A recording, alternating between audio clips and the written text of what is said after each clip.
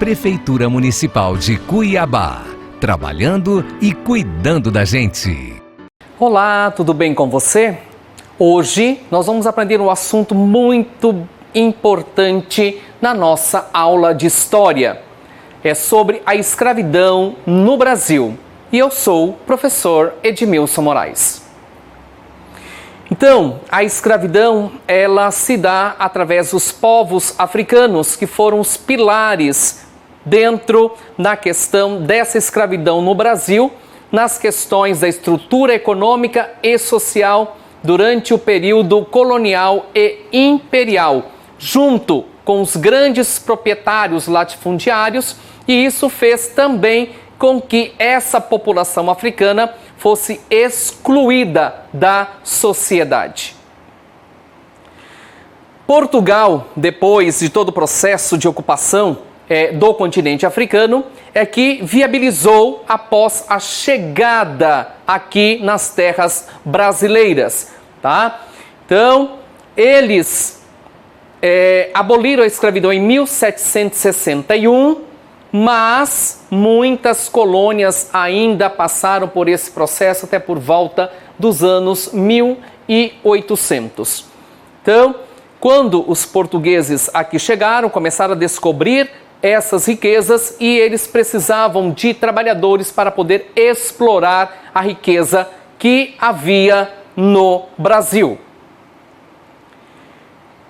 E devido à questão, ainda respeitando o Tratado de Tordesilhas, aqui nessa parte que vocês estão conseguindo observar neste mapa, quais foram realmente os motivos que levaram com que Portugal trouxessem os africanos para se tornarem escravos no Brasil?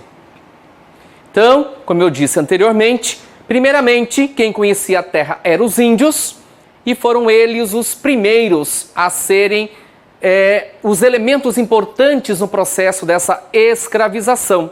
Eles resistiram, lutaram, os colonizadores tentaram se aproximar de uma aldeia para poder invadir a outra, já que parte dessas aldeias no território brasileiro não eram assim, aquela política da boa vizinhança ou eram amigos uns dos outros. E essa característica os portugueses conseguiram observar. Então, os índios foram os primeiros a se tornarem escravos para poder explorar a riqueza das terras brasileiras.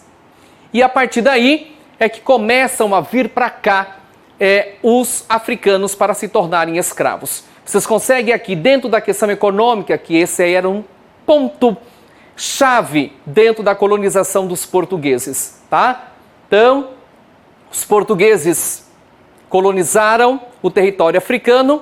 De lá eles fizeram um acordo com chefes, até mesmo reis das tribos africanas, e por intermédio disso que eles foram trazidos para o Brasil. E lembrando que os africanos só se tornam escravos quando chegaram no território brasileiro. E assim que dá o início a todo esse processo do chamado tráfico de escravos, e esses africanos eram trazidos nos chamados navios negreiros ou navios tumbeiros, onde eles não tinham o mínimo de tratamento ou eram tratados até mesmo como bichos, como animais. E diz até a própria história que quando eles percebiam que um escravo já estava doente, que eles tinham uma doença chamada escorbuto, que era a falta de vitamina no organismo, eles jogavam no mar os escravos vivos e também aqueles que já haviam morrido, porque o que interessava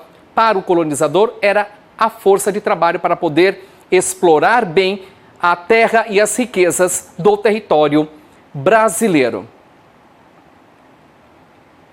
Então vocês conseguem observar, tá, que todo esse processo dentro da escravidão no Brasil. Os escravos eram postos em feiras, colocados como peças, objetos qualquer, e lá eles passavam por uma inspeção completa para observar, tá? Como vocês conseguem ver aqui, perceber as finalidades desses africanos enquanto escravos aqui no Brasil, tá? Os que eram levados para a lavoura, para os serviços domésticos e para a mineração.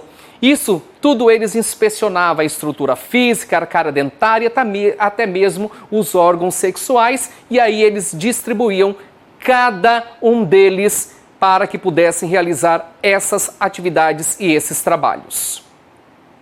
Então aqui vocês conseguem também observar como era realmente feito, né? A escrava enquanto ama de leite para os grandes proprietários, a carga horária 15, 16 horas e até mesmo mais para que eles pudessem trazer essa rentabilidade para os senhores, e os castigos que eles enfrentaram pela desobediência, por não cumprir com aquilo que realmente deveriam fazer.